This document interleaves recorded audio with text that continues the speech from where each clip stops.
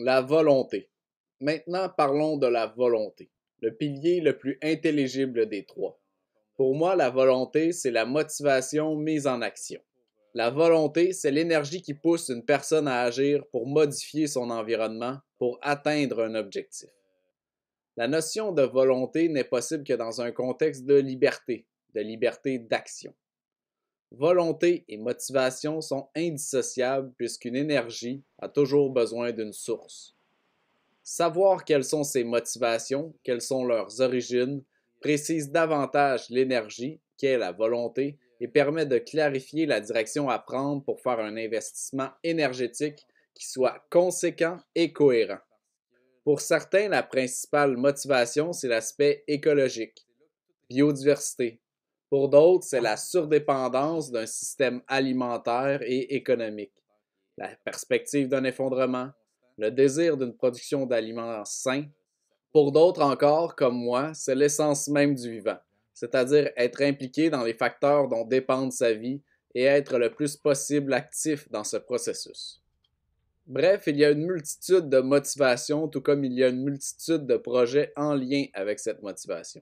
Il faut donc être vigilant et ne pas faire de la projection de ses propres ambitions lorsqu'on observe qu'on cherche de l'information sur un sujet. Que pourrait-on dire de la volonté? Facile à définir, mais difficile à traiter. Pourrait-on dire que comme la faim vient en mangeant, la volonté vient en agissant? Il faut souvent se donner un bon coup de pied au cul. Parfois, la chaleur d'un foyer, particulièrement en hiver, a raison de nous et on reste bien au chaud au lieu d'aller à faire avancer des projets à l'extérieur.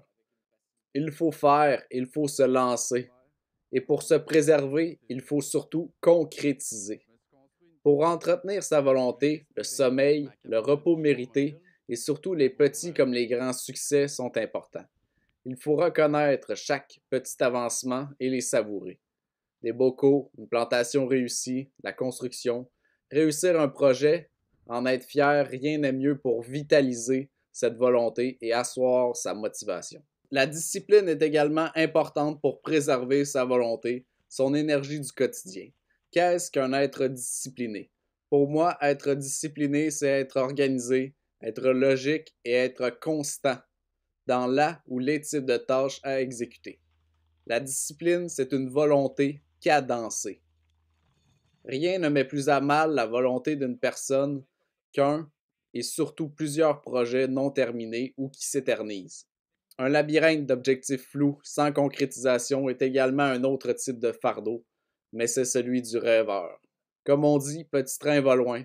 Il faut prendre le temps de faire et de bien faire, de comprendre et d'asseoir cette organisation sur des objectifs clairs et précis. Une fois concrétisé, on passe à un autre objectif. Plus facile à dire qu'à faire, on fait tous cette erreur d'attaquer sur plusieurs fronts. Parfois, c'est la saison ou la température qui veut ça. Parfois, ce n'est que l'envie du moment. Restons vigilants et préservons cette énergie qu'est la volonté qui nous fait avancer dans nos projets. Et surtout, soyons clairs sur nos motivations pour bien comprendre vers où nous nous dirigeons.